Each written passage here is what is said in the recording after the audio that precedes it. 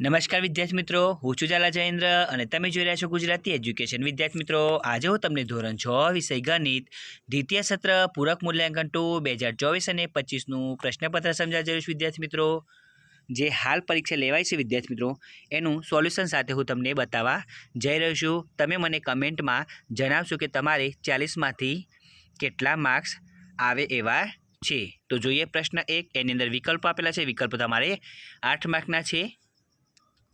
તો વિદ્યાર્થી મિત્રો, ફરીથી જણાવી દઉં કે તમે મને કમેન્ટ કરીને જણાવશો કે તમારે પ્રશ્ન 1ની અંદર કેટલા વિકલ્પો સાચા પડ્યા છે. અહીંયા હું વાંચન નથી કરતો, તમારે ડાયરેક્ટલી જોવાના રહેશે.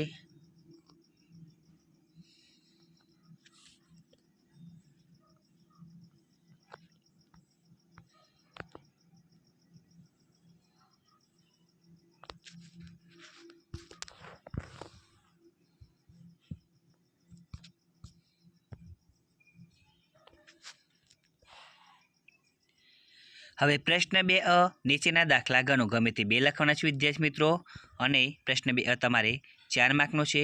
અને તમે જોઈ શકો છો નંબર 1ની અંદર સરવાળો કરો આપેલું છે, નંબર 2ની અંદર બાદબાકી કરો. તો વિદ્યાર્થી મિત્રો, અહીંયા રીતસરથીનું સોલ્યુશન તમારી સમક્ષ રજૂ કર્યું છે.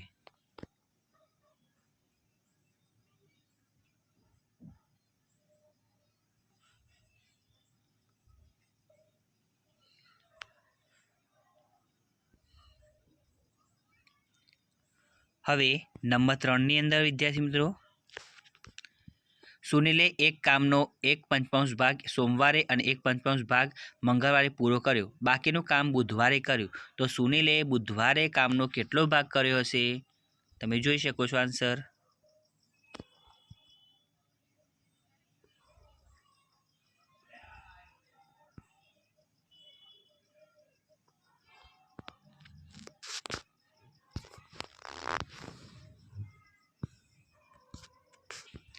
હવે બ માગ્યા મુજબ કરો. બ તમારે 4 માર્કનો રહેશે.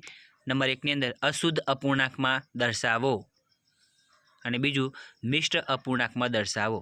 અને નંબર 3 છે એની અંદર તમે જોઈ શકો છો નીચેના વિધાનોમાં સંકેતો આપેલા છે.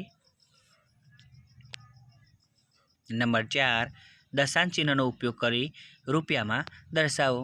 એ પણ તમે જોઈ શકો છો. હવે પ્રશ્ન 3 એની અંદર ખરા ખોટા આપેલા છે. ખરા ખોટા તમારે 6 માર્કના રહેશે. તો એ પણ તમે જોઈ શકો છો. વિદ્યાર્થી મિત્રો, હું તમને ફરીથી જણાવી દઉં કે તમે ગણિતમાં 40માંથી કેટલા માર્ક્સ મેળવ્યા છે તે મને કમેન્ટમાં લખવાનું ભૂલતા નહીં. તો જોઈ શકો છો રાઈટ રોંગ.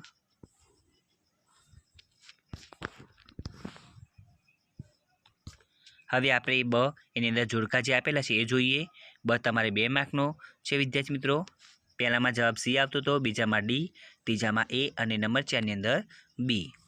હવે પ્રશ્ન 4 નીચેના દાખલા ગણો. ગમે તે 2 લખવાના છે વિદ્યાર્થી મિત્રો, અને પ્રશ્ન 4 તમારે 4 માર્કનો છે. તો પહેલામાં સરવાળો કરવાનો છે અને બીજામાં બાદબાકી. તો તમે જોઈ શકો છો.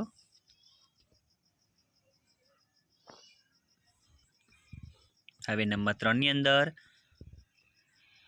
71.25 મીટર દોરીમાંથી 9.75 મીટર દોરી કાપી લેતા કેટલી દોરી બાકી રહે?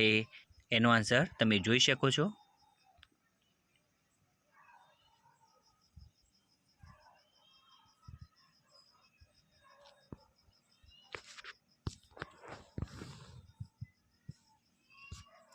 હવે બ એની અંદર નીચેના દાખલા ગણો. બ તમારે 4 માર્કનો રહેશે.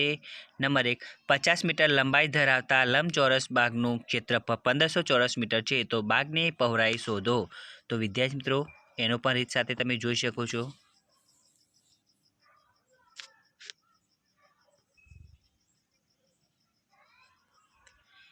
હવે બીજો, જમીનના એક લંબચોરસ પ્લોટની લંબાઈ 24 મીટર 25 સેમી અને પહોળાઈ 18 મીટર 25 સેમી છે.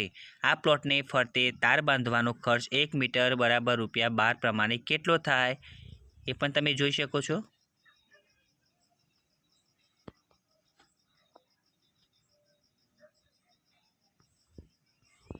હવે નંબર 3, ઓરડાના ભોંયતળિયાની લંબાઈ 7 મીટર અને પહોળાઈ 6 મીટર છે. આ ભોંયતળિયે 3 મીટર લંબાઈની એક ચોરસ સતરંજી પાથરી છે.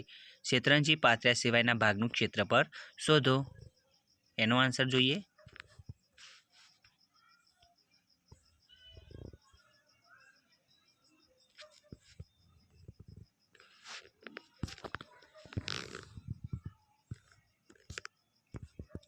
હવે પ્રશ્ન 5 એક કબાટમાં 6 ખાના છે. દરેક ખાનામાં ચોપડીઓ ગોઠવેલી છે. નીચે ચિત્ર આલેખમાં તેની માહિતી આપી છે. ચિત્ર આલેખ પરથી નીચેના પ્રશ્નના જવાબ લખો. પ્રશ્ન 5 તમારે 5 માર્કનો છે વિદ્યાર્થી મિત્રો, અને તમે જોઈ શકો છો. પહેલા ખાનામાં 70, બીજામાં 50, ત્રીજામાં 60, નંબર 4માં 90, નંબર 5ની અંદર 30 અને ખાના નંબર 6માં 50 છે. તો નંબર 1ની અંદર કબાટના કયા ખાનામાં સૌથી વધારે ચોપડીઓ છે? તો ખાના નંબર 4. બીજો, કબાટના કયા ખાનામાં સૌથી ઓછી ચોપડીઓ છે? તો ખાના નંબર 5. અને કબાટના કયા ખાનામાં ચોપડીઓની સંખ્યા સરખી છે? તો ખાના નંબર 2 અને 5ની અંદર. જ્યારે નંબર 4માં કબાટના ખાના નંબર 3માં કેટલી ચોપડીઓ છે? 60 ચોપડીઓ. અને નંબર 5 કબાટમાં કુલ કેટલી ચોપડીઓ છે? તો 350 ચોપડીઓ છે.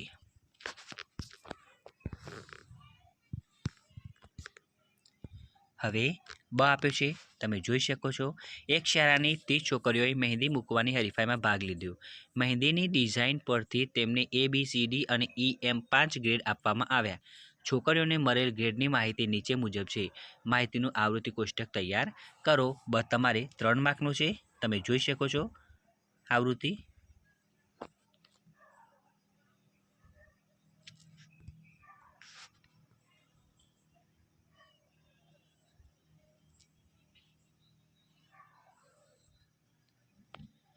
તો વિદ્યાર્થી મિત્રો, તમને મારી આ વિડીયો પસંદ આવ્યો હોય તો વિડીયોને લાઇક કરો, કમેન્ટ કરો, શેર કરો અને સબસ્ક્રાઈબ જરૂર કરો. ધન્યવાદ.